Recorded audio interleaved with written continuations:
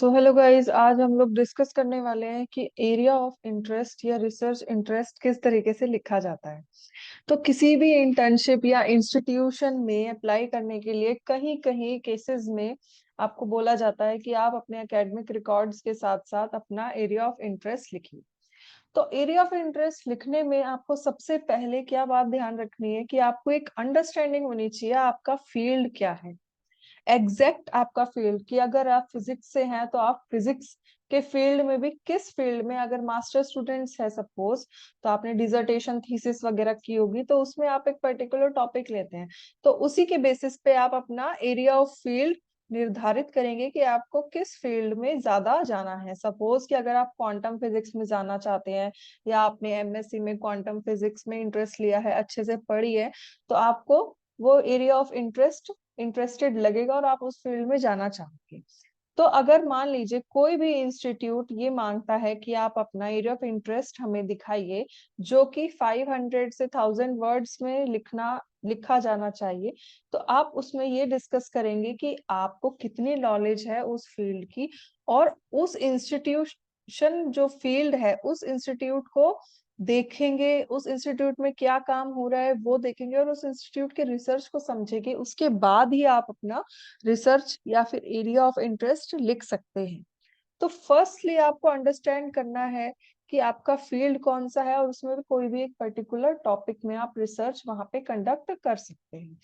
तो first step हो जाता है understanding your field and then understanding the institutional field, जो इंस्टीट्यूट का पर्टिकुलर इंस्टीट्यूट का फील्ड है। कि अगर आप फिजिक्स से हैं और अगर आप किसी केमिस्ट्री या बायो वाले इंस्टीट्यूट में अप्लाई कर रहे हैं तो आप उसको उस तरीके से मॉडिफाई करें। सेकंड, आपको सबसे पहले तो उस वेबसाइट पे जाना है जहां पे आप अपना एप्लीकेशन दे रहे हैं। सपोज फॉर एग्जांपल कि आपका कोई भी इंस्टीट्यूट है, सीएसआईआर का हो गया या फिर इंडियन इंस्टीट्यूट है, तो उस इंडियन इंस्टीट्यूट की वेबसाइट पे आपको जाना है और वहां पे ऑनगोइंग प्रोजेक्ट्स देखने हैं कि क्या क्या प्रोजेक्ट्स एक्चुअली चल रहे हैं। ऐसा ना हो कि आप रिसर्च एरिया आपका बहुत अलग से ही हो कोई, या बहुत ही लो ग्रेड हो या हाई ग्रेड हो, तो आपको उस इंस्टीट्यूट के साथ मैनेज करना है, मेंटेन करना है। तो यहाँ आपको सर्च करना पड़ेगा कि आपका ऑनगोइंग प्रोजेक्ट्स क्या है। अब लो ग्रेड हाई ग्रेड से मतलब मेरा ये था कि लो ग्रेड मतलब अगर मान लीजिए मास्टर स्टूडेंट है और आप 10th 12th के एक्सपेरिमेंट्स के ऊपर फोकस करते हैं, तो उस टाइप में आप लो ग्रेड जो इंस्टीट्यूशनल फील्ड्स हैं उसमें आप आइडेंटिफाई कैसे कर पाएंगे अपने फील्ड को। तो उसके बाद आपको सर्च करना पड़ेगा कि कहाँ क्या काम हो रहा है। नेक्स्ट, आपको क्या ध्यान रखना पड़ेगा नेक्स्ट में, कि आपको नोट्स बनाने पड़ेंगे कि उसमें क्या काम हो रहा है। अगर आप फ्रेशर हैं तो आपको ये ध्यान रखना है, जरूरी बात, कि आपको सारे, अगर मान लीजिए उस इंस्टीट्यूट के अंदर 5 डिपार्टमेंट है, अलग अलग डिपार्टमेंट है, सबसे पहले आप अपना डिपार्टमेंट आइडेंटिफाई करें कि वो डिपार्टमेंट आपने किस में जाना है। बायो में जाना है तो बायोलॉजी डिपार्टमेंट आइडेंटिफाई करें, उसमें क्या काम हो रहा है। सपोज बायो इन्फॉर्मेटिक्स से काम हो रहा है या बायोटेक में काम हो रहा है या स्टैटिक्स में काम हो रहा है, तो वो आपको देखना पड़ेगा। फिर वहां पे जितने भी फैकल्टी मेंबर्स है उनके आप नोट निकाले, नोट करें कि ये फैकल्टी मेंबर्स ये काम करते हैं। वेबसाइट पे सब कुछ दिया होता है, अगर आप ध्यान से सर्च करें तो आप वेबसाइट से बहुत सारी जानकारी इकट्ठा कर सकते हो और वही जानकारी यूजफुल होगी आपको रिसर्च एरिया लिखने में, जो कि आपका सिलेक्शन करवाएगी। तो यहाँ पे आपको थोड़ा सा काम करना पड़ेगा, थोड़ी सी मेहनत करनी पड़ेगी कि नोट्स बनाने पड़ेंगे, फाइंड आउट करना पड़ेगा कि क्या क्या वहाँ काम चल रहा है। अगर आप फ्रेशर है तो आई रिपीट, आप वहां पे सारे देखें, जिसमें आपको इंटरेस्ट आए आप उसी के बेसिस पे लिखें। और अगर आपने कोई काम कर रखा है तो वहां पे जो एरिया चल रहे हैं और अपने एरिया से रिलेट करें। सपोज कि आप केमिस्ट्री के फील्ड से हैं और वहां फिजिक्स का कोई काम अच्छा चल रहा है, आपको नैनो में जाना है केमिस्ट्री से, तो आप अपने काम को बोले कि मैंने ये काम किया है, और उसके बाद आप उस काम को रिलेट करें, उस काम को कम्युनिकेट करें वहां के काम के हिसाब से। तो वो एक रिलेशन और इंटर डिसिप्लिनरी अप्रोच आप अप्लाई करें। नेक्स्ट, अगर आपको अपना टॉपिक मिल गया कि हमको इस टॉपिक पे लिखना है, तो आप सर्च करें रिव्यू और रिसर्च आर्टिकल्स दोनों। दोनों के केस में, अगर आप फ्रेशर है या फिर आप एक्सपीरियंस्ड है, तो आप रिव्यू या रिसर्च आर्टिकल सर्च करेंगे। किस तरीके से रिव्यू रिसर्च आर्टिकल सर्च किया जाता है वो हम नेक्स्ट वीडियो में बताएंगे। बट आपको ये ध्यान रखना है कि आपको कोई भी डेटाबेस के ऊपर जाके, सपोज कि गूगल है या फिर एनसीबीआई है, पबमेड है, स्कॉपस है, ये कुछ पर्टिकुलर डेटाबेसेस होते हैं जो आपको वैलिडेट इंफॉर्मेशन देते हैं। वो किस वजह से देते हैं? उसके फिगर, फैक्ट्स, जितने भी स्टैटिक्स है, सब वैलिडेट होके आती है। तो यहाँ पे इसमें कोई एरर की गुंजाइश नहीं होती। तो इसीलिए आप रिव्यू और रिसर्च आर्टिकल्स दोनों को सर्च करें और उसके बाद आप अपना एब्स्ट्रैक्ट लिखना शुरू कर दें। तो एब्स्ट्रैक्ट लिखने में आपको क्या क्या जानकारी लगेगी, वो यहाँ थर्ड स्लाइड में हम बताएंगे। कि सबसे पहले तो आपको क्या लिखना है कि हु यू आर, आप कौन है। सपोज कि आप मास्टर स्टूडेंट है तो आपको लिखना है कि my name is this and I am a master student at this university. खत्म। बस आपको ये एक लाइन में अपना इंट्रोडक्शन खत्म कर देना है। नेक्स्ट आपको अपनी फील्ड बतानी है कि आप फील्ड किस फील्ड से हैं। अगर आप साइंस बैकग्राउंड से हैं, इंजीनियरिंग से है या किसी और फील्ड से है, तो आप उसमें फील्ड अपनी स्पेसिफिक करें।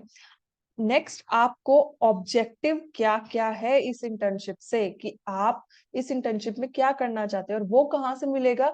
रिसर्च पेपर और वेबसाइट पढ़ने के बाद आपको वो मिलेगा कि आपका ऑब्जेक्टिव एग्जैक्टली है क्या।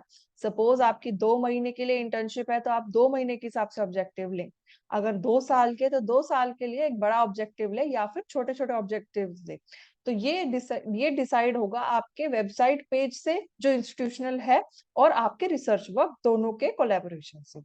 Next same ongoing research work जिसमें इंटरेस्ट हो वो आप इंटरेस्ट दिखाएं कि हाँ मैं सपोज मैं जेनेटिक्स में इंटरेस्ट रखता हूँ और जेनेटिक्स में आपके इंस्टीट्यूट में ये काम हो रहा है तो मैं इसमें ये काम करना चाहता हूँ। सपोज आप जीन क्लोनिंग, जेनेटिक्स में जीन क्लोनिंग होती है, बीएससी और एमएससी में आपने पढ़ी है, जो जेनेटिक्स जूलॉजी पढ़ते आ रहे हैं बच्चे, तो उनमें जीन क्लोनिंग होती है और उस इंस्टीट्यूट में वो जीन क्लोनिंग हो रही है तो आप उसमें अपना इंटरेस्ट शो करेंगे। ये इंपॉर्टेंट है कि आप पास्ट, प्रेजेंट, कि आपने जो एरिया सेलेक्ट किया है उसका पास्ट क्या है। पास्ट इन द सेंस कि उसमें क्या क्या काम हो चुके हैं या क्या क्या चीजें डेवलप हो चुकी है, वो आपको लिखना है। प्रेजेंटली क्या काम चल रहा है, स्पेसिफिकली कि उस इंस्टीट्यूट में क्या काम चल रहा है या फिर कहीं भी वर्ल्ड वाइड उसमें क्या काम चल रहा है, तो ये आपको लिखना है। और नेक्स्ट कि आप उसके अंदर किस तरीके से कंट्रीब्यूट करना चाहते हैं, है ना। आपको फ्यूचरिस्टिक मैकेनिज्म बताना है, तभी वो इंटरेस्टेड होंगे कि बच्चे ने पूरा पढ़ा है पास से लेके प्रेजेंट तक, और फ्यूचर जो, चाहे वो छोटी सी ही ऑब्जेक्टिव हो, चाहे छोटी सी चीज हो, कि हाँ मैं ये एक नॉवल चीज इसमें करना चाहता हूँ या करना चाहती हूँ, तो वो आप उसमें ऐड करेंगे। और रिसर्च गैप्स कोई हो, सपोज कि कोई चैलेंज रह गया हो, कि एक सपोज फॉर एग्जांपल आरटीपीसीआर से रिलेटेड कोई गैप हो, कोई एंजाइम है जो फंक्शन अच्छे से नहीं करता और उसी एंजाइम को बहुत सारे रिसर्च पेपर में आपने देखा यूज करते जा रहे हैं, उसकी सेंसिटिविटी अच्छी नहीं है, तो आप ये रिसर्च प्रपोजल दे सकते हैं कि उस एंजाइम को हम चेंज कर सकते हैं। आपको जस्ट एक हाइपोथेसिस देनी है। रिसर्च या एरिया ऑफ इंटरेस्ट एक हाइपोथेसिस है, आपको हाइपोथेसिस के ऊपर ही डेवलप करके पूरी स्ट्रेटेजी बनानी पड़ेगी। जरूरी नहीं है, ये बाद की बात है कि वो आपका कंप्लीट होता है कि नहीं होता, लेकिन फर्स्टली आपकी क्रिएटिव माइंड है या फिर पूरे रिसर्च वाला जो माइंड है वो आपको इंटरेस्ट में डालना होता है। लास्टली एक रिलेशनशिप बनाओ अपने और अपने इंस्टीट्यूट जो आप अप्लाई कर रहे हो। सपोज कि आप कहीं भी कोई इंस्टीट्यूट में जा रहे हो तो वहां अगर आप अप्लाई कर रहे हो तो उसके साथ एक रिलेशनशिप बनाइए, बॉन्ड बनाइए। कैसे बन सकता है वो बॉन्ड?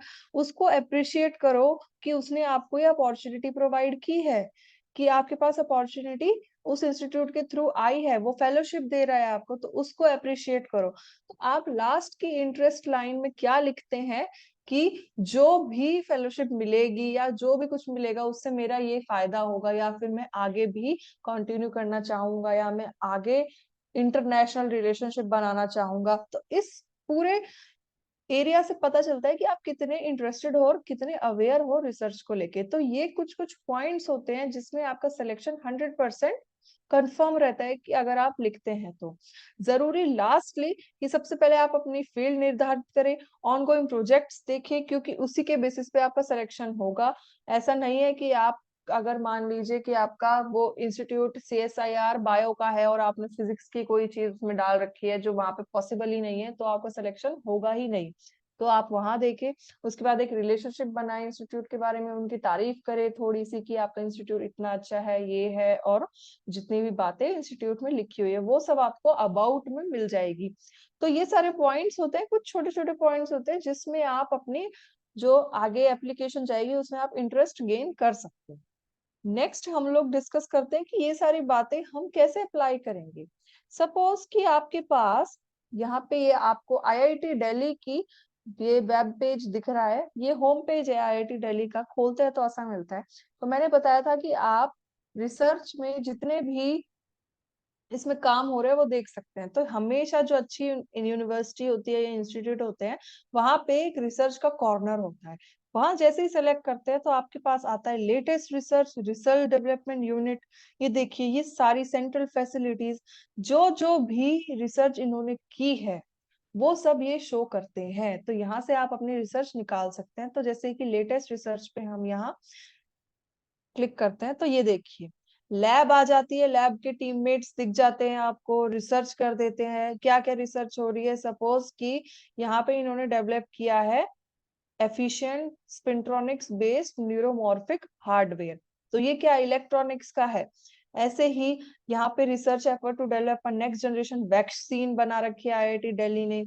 तो ये इम्यूनोलॉजी या फिर आपके बायो से रिलेटेड है, ये इलेक्ट्रॉनिक्स फिजिक्स से रिलेटेड है। उसके बाद ये industrial scale production of nano fibres, nano technology से है। तो ये सब आप इसमें देख सकते हैं अपने रिसर्च इंटरेस्ट के हिसाब से। ये सारी, ये देखिए कितनी सारी चीजें इन्होंने यहाँ पे दे रखी है। अब देखिए ये Ayurveda and yoga effective in treatment of high risk cases of कोविड-19, तो ये केस स्टडी कर रखी है। अगर आप केस स्टडी में इंटरेस्टेड हैं, सपोज यहाँ पे हम रीड मोर पे जाते हैं, इन्होंने सब ए टू जेड सब दिया होता है अपनी रिसर्च से अकॉर्डिंग। तो ये आप पढ़ें और ट्राई करें कि इनकी ही चीजें आप अपने रिसर्च आर्टिकल में या रिसर्च इंटरेस्ट में लिखें, ताकि इनका भी इंटरेस्ट हो आपके प्रति। तो ये सारी बातें थी कुछ कुछ ध्यान रखने वाली कि आप कैसे अपना रिसर्च इंटरेस्ट या रिसर्च एरिया जो आर्टिकल है वो लिख सकते हैं 500 से 1000 वर्ड में। Try to keep it in a short format, छोटे फॉर्मेट में रखने का प्रयास करें और क्वालिटी वाली चीजें लिखें। तो आई होप आपको वीडियो अच्छी लगी हो, and thank you so much.